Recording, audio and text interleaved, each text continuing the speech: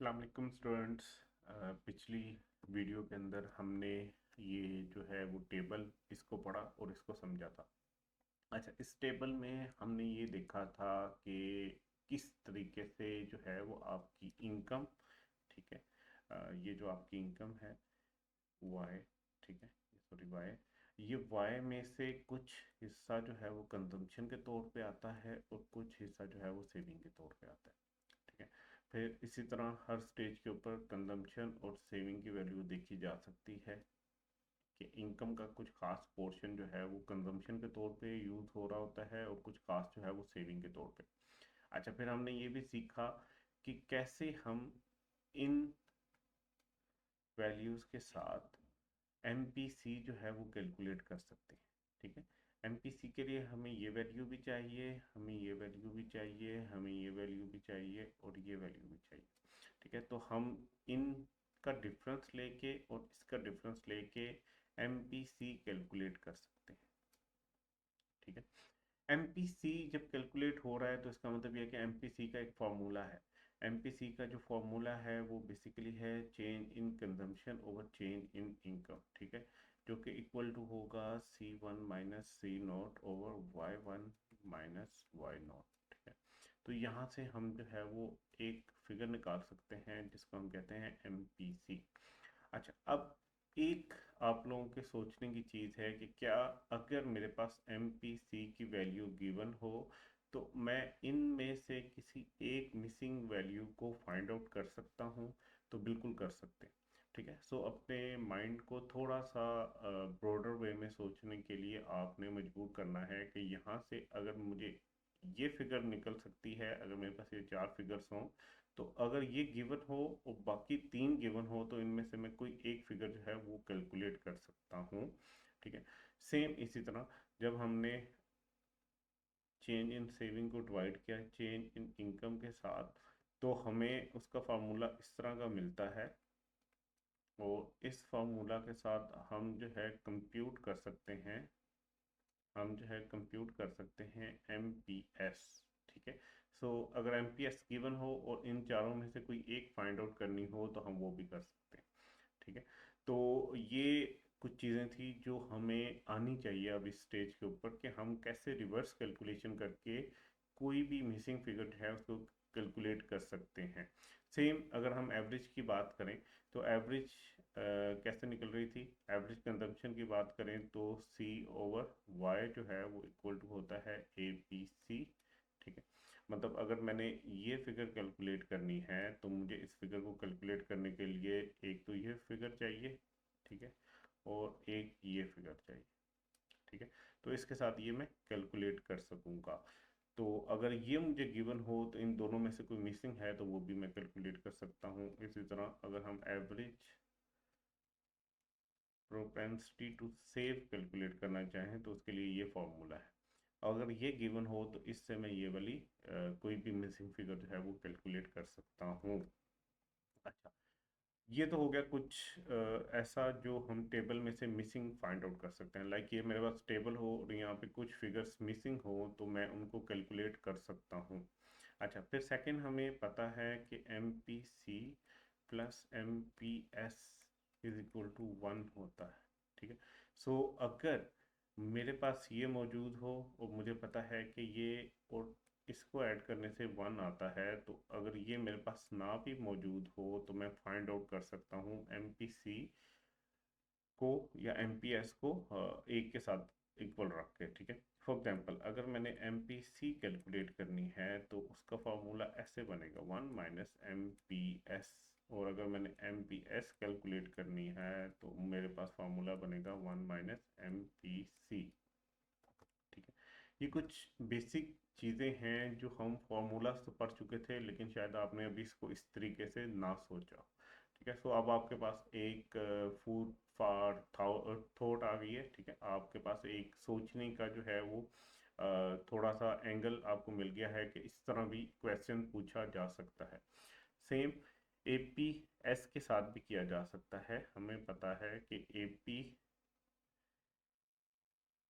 APC plus A P S, ये भी हमेशा इक्वल टू 1 होते हैं। फॉर एग्जांपल किसी भी स्टेज के ऊपर आप अगर देखें तो ये ऑलमोस्ट आपको इक्वल टू 1 ही नज़र आ रहे होंगे, ठीक है। हाँ, थोड़ा बहुत फर्क आ सकता है लेकिन इक्वल टू 1 ही तकरीबन ये रहेंगे, ठीक है। तो ये भी किया जा सकता है। अच्छा, उसके बाद हम फर्दर अगर देखें तो ये हमारे पास अगर टेबल है तो इस टेबल से हम कुछ ना कुछ जो है वो ग्राफ भी बना सकते हैं। अच्छा, जो इसका ग्राफ है, फॉर एग्जांपल कंजम्पशन का और सेविंग का ग्राफ, ये ग्राफ जो है वो आप इस टेबल से ना भी बनाएं, बट आपको ये ग्राफ आना चाहिए कि ग्राफ कैसे बनता है, ठीक है। आपको पता है कि ये वाई एक्सिस होता है और ये एक्स एक्सिस होता है, ठीक है। आई थिंक मैं सही कह रहा हूँ, ये वाई एक्सिस होता है, ये एक्स एक्सिस होता है। अगर हम वाई एक्सिस के ऊपर इनकम, सॉरी, वाई एक्सिस के ऊपर कंजम्पशन और सेविंग दोनों को ग्राफ करें और यहाँ पे अगर हम इनकम रखें, अपनी इनकम रखें, तो हमें अगर इसका ग्राफ बनाना है तो उसके लिए हमें सबसे पहले ना एक इनकम की हेल्पिंग कर्व बनानी पड़ेगी जो कि 45 डिग्री की बनती है, ठीक है। ये इनकम की कर्व हमें बनानी पड़ेगी, ठीक है। इस इनकम की कर्व बनाने के बाद हमें यहाँ पे एक कंजम्पशन की कर्व बनानी है और यहाँ पे एक सेविंग की कर्व बनानी है, ठीक है। अच्छा, अब अगर आप देखें तो ये कंजम्पशन की कर्व है और ये सेविंग की कर्व है। इसको मज़ीद समझते हैं अगली स्लाइड के ऊपर। ये भी मैंने जो है वो ग्राफ जो है वो बनाया हुआ है, वहाँ से इसको मैं मज़ीद आपके साथ डिस्कस करूँगा, ठीक है। सो यहाँ पे आपके सामने हमारा ये वाला जो है वाई एक्सिस, इसके ऊपर आपको नज़र आ रहा होगा कि हमने कंजम्पशन और सेविंग दोनों को लिया हुआ है। ये कंजम्पशन और सेविंग को दोनों का लेने का मतलब ये है कि ये कंजम्पशन भी और सेविंग भी ये किसी हद तक जो है वो इनकम के ऊपर डिपेंडेंट होते हैं, ठीक है। तो ये हमने यहाँ पे ले लिए और यहाँ पे एक्स एक्सिस के ऊपर हमने अपनी नेशनल इनकम को ले लिया, ठीक है। तो ये नेशनल इनकम है, ये एक्स एक्सिस है, ये नेशनल इनकम है, ये हमारा वाई एक्सिस है जिसके ऊपर हमने कंजम्पशन और सेविंग को लिया हुआ, ठीक है। ये पॉइंट है जहाँ पे ज़ीरो है, ठीक है। यहाँ पे सबसे पहले हम क्या करते हैं, एक 45 डिग्री की हेल्पिंग कर्व बनाते हैं, ये वाई वाली, ठीक है। ये क्या है, ये हेल्पिंग कर्व कहलाती है, ये हेल्पिंग कर्व हम एक बनाएंगे। अच्छा, फिर उसके बाद हम एक कंजम्पशन की कर्व बनाएंगे, ठीक है। और उसके बाद हम एक सेविंग की कर्व बनाएंगे। अच्छा, ये ग्राफ बनाने के लिए आपको टेबल से बनाने की ज़रूरत नहीं है, ठीक है, क्योंकि आई कैप जब भी इसको टेस्ट करता है वो सिर्फ ग्राफ से टेस्ट करता है, ठीक है। टेबल से बनाने का जो काम है वो वैसे भी हमारे सिलेबस में नहीं है और ना आई कैप उस तरह का कोई क्वेश्चन पूछा होता है। सो आपको ये ग्राफ आना चाहिए, ग्राफ काफ़ी इंपॉर्टेंट है, ठीक है।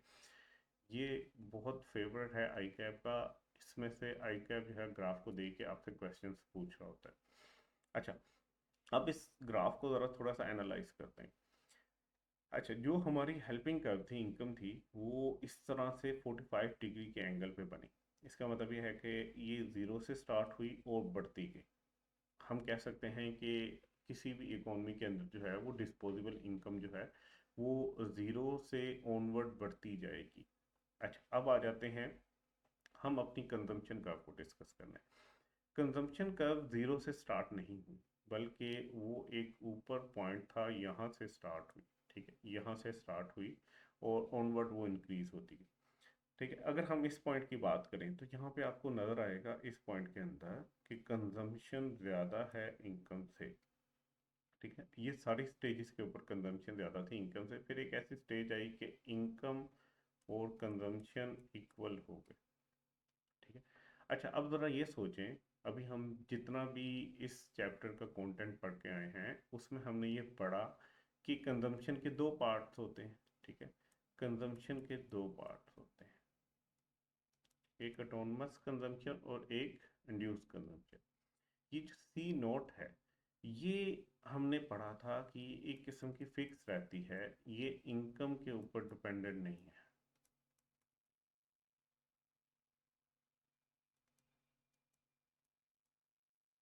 ठीक है। इसका मतलब क्या है कि अगर इनकम ज़ीरो भी हो, स्टिल कुछ ना कुछ कंजम्पशन जो है वो जो है वो इकोनॉमी में होती रहती है, और ये कंजम्पशन बेसिकली बेसिक नेसेसिटीज़ की हो रही होती है, खाने पीने की चीज़ों के ऊपर, शेल्टर के ऊपर, क्लोथ्स के ऊपर, ठीक है।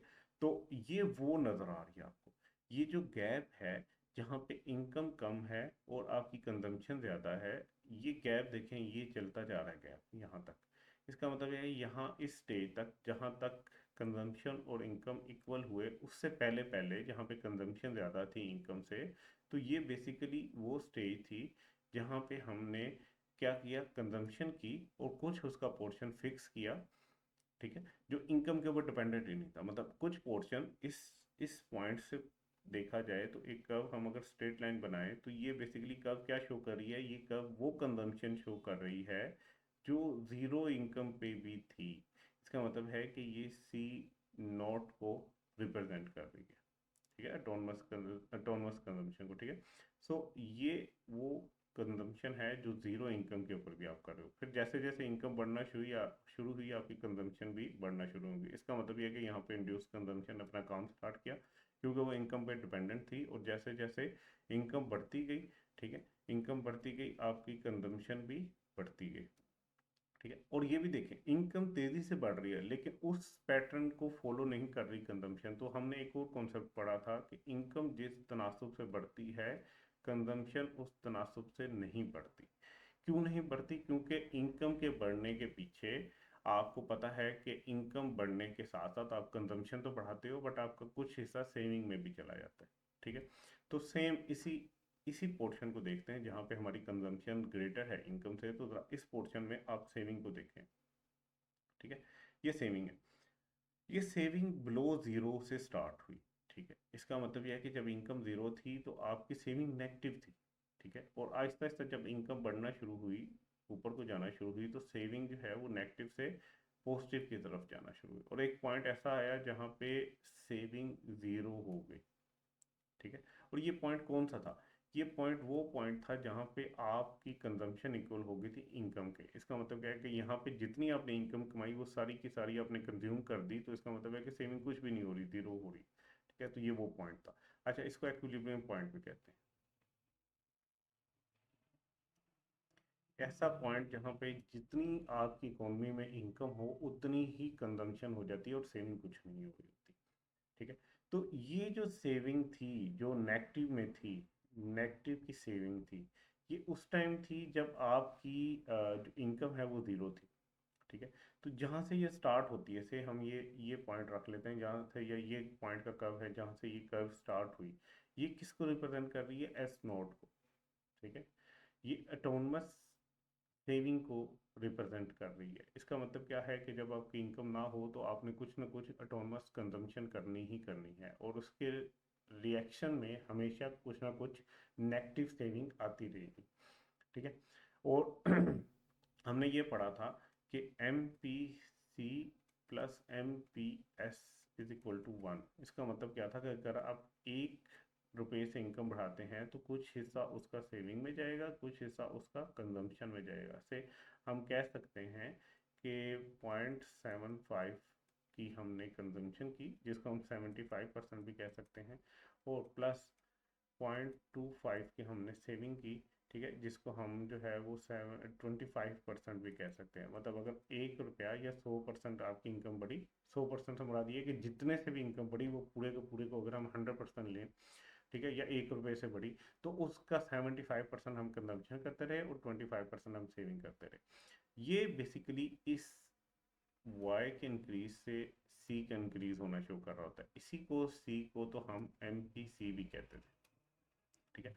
तो यहाँ तक तो हमने डिस्कस कर लिया। यहाँ पे क्या था कि सेविंग जो थी वो बिलो इनकम रही, ठीक है, और कंजम्पशन जो है वो ग्रेटर इनकम रही। फिर एक ऐसा पॉइंट है जहाँ पे कंजम्पशन इक्वल हो गई आपके इनकम के, और आपकी सेविंग उस पॉइंट पे जीरो होगी। अच्छा, उसके बाद अगर आप देखो तो आपकी सेविंग जो है वो पॉजिटिव होने लग गई, ठीक है। सेविंग पॉजिटिव होने लगी, बट स्टिल सेविंग लेस थी आपकी इनकम थे, ठीक है। किसी भी स्टेज के ऊपर सेविंग इनकम से ज़्यादा नहीं हुई। अच्छा, यहाँ पे कंजम्पशन ज़्यादा थी इनकम से। अच्छा, उसके बाद अगर हम कंजम्पशन की तरफ आएँ तो अब इनकम ग्रेटर हो गई है आपकी कंजम्पशन से, ठीक है, और आपकी कंजम्पशन कम हो गई है। इसका मतलब यह है कि इनकम ज़्यादा है और आप कंजम्पशन कम कर रहे हैं, तो इसका मतलब यह है कि कुछ ना कुछ पोर्शन आपका सेव हो रहा है और जो पॉजिटिव वैल्यू के अंदर है, ठीक है, यहाँ पे पॉजिटिव सेविंग आ रही है आपके पास। ठीक हो गया। तो ये जो पॉइंट है जहाँ से ये कर्व शुरू हो रही है, ये एस नोट को शो कर रही है, जहाँ से ये कर्व शुरू हो रही है वो सी नोट को कर रही है। मतलब सी नोट का मतलब क्या है कि फिक्स कंजम्पशन, और एस नोट का मतलब क्या है कि ये भी फिक्स सेविंग थी जो किसी हद तक आपने माइनस की जब आप सी नोट कर रहे थे और आपके पास इनकम नहीं थी। ठीक है, तो ये इस ग्राफ को हमने डिस्कस कर लिया। आपको ये ग्राफ समझ आना ज़रूरी है। ठीक है, इस ग्राफ को अगर आप समझ लेंगे तो यही आपके लिए काफ़ी है एग्जाम की हद तक। आपने इसको बनाना नहीं है, ठीक है ना, आपके सिलेबस में ग्राफ को जो है ना वो बनाना उसमें आता है। ठीक है, सो आई होप कि आपको ये समझ आया होगा सारा कॉन्सेप्ट। इंशाल्लाह नेक्स्ट वीडियो में हम आगे मूव करेंगे। हाँ, एक चीज़ और करते चलते हैं, इसमें हम ग्राफ को थोड़ा सा देख लेते हैं कि ग्राफ क्या कह रहा था। The graph explains that consumption is increasing along with increase in income. हमने कहा कि जैसे जैसे इनकम बढ़ती जा रही थी आपकी कंजम्पशन भी बढ़ती जा रही थी, यही ग्राफ शो कर रहा था। But the rate of change in consumption is smaller than the change in income. लेकिन देखें कि चेंज इन इनकम ज़्यादा आ रहा था लेकिन चेंज इन कंजम्पशन जो है वो उससे कम आ रहा था। ठीक है, 45% सॉरी 45 डिग्री वाली जो लाइन थी उसको हम हेल्पिंग कर्व कहते हैं। सो ये इंपॉर्टेंट पॉइंट है, ये जो हमने इनकम की एक 45 डिग्री पे कर्व बनाई थी, ठीक है, इसको हम हेल्पिंग कर्व कहते हैं। तो ये आपने याद रखना है, ये एमसीक्यू पूछ सकता है। इनकम लेसर देन वाई, जिस पॉइंट के ऊपर इनकम जो थी वो आपकी ये सॉरी जहाँ पे आपकी इनकम जो थी वो कंजम्पशन से कम थी, ठीक है, वो पॉइंट जो था वो आपका क्या कहला रहा था, इनिशियल कंजम्पशन को वो शो कर रहा था जो कि ग्रेटर थी, इनिशियल कंजम्पशन को शो कर रहा था जो कि ग्रेटर थी इनकम से। ठीक है, जहाँ पे आपकी इनकम जो थी वो कम थी और कंजम्पशन ज़्यादा थी। ठीक है, और ये वो पॉइंट था वाई वाला, ये वाला, जहाँ पे ये इक्वल हुए। इसके इस साइड पे आपकी जो है वो इनकम से आपकी कंजम्पशन ज़्यादा है, और इस पॉइंट के इस साइड पे आपकी इनकम ज़्यादा है आपकी कंजम्पशन से। यहाँ पे कंजम्पशन ज़्यादा है इनकम से, और वाई ये जो स्टार वाला वाई है इसके इस साइड पे आपकी इनकम ज़्यादा हो गई और कंजम्पशन कम हो गई। ठीक है, अब ज़रा दोबारा इस पॉइंट पे आते हैं। Income lesser than Y naught, मतलब वाई नॉट एक पॉइंट था जिस पे इनकम कम थी, जहाँ पे इनकम वाई नॉट से पहले थी। वो शो कर रहा था कि initially consumption is greater than the income, के इनिशियली आपकी जो कंजम्पशन है वो इनकम से ज़्यादा, और वाई स्टार वाला जो पॉइंट था उससे आगे अगर हम चलें तो कंजम्पशन लेस हो गई थी आपकी इनकम से। ठीक है, अच्छा, ये जो ग्राफ था ये एक्सप्लेन कर रहा था कि कंजम्पशन इंक्रीज होती है जैसे जैसे इनकम इंक्रीज होती है, but the rate of change in consumption is lesser than the rate of change in income, क्योंकि हमने कहा है कि M P C plus M P S is equal to 1। ठीक है, मतलब ये अगर आपकी इनकम है तो कुछ हिस्सा इधर जाना है और कुछ हिस्सा इधर जाना है। सो जिस लिहाज से ये बढ़ेगा उस लिहाज से ये दोनों भी बढ़ेंगे लेकिन कम रेट के साथ।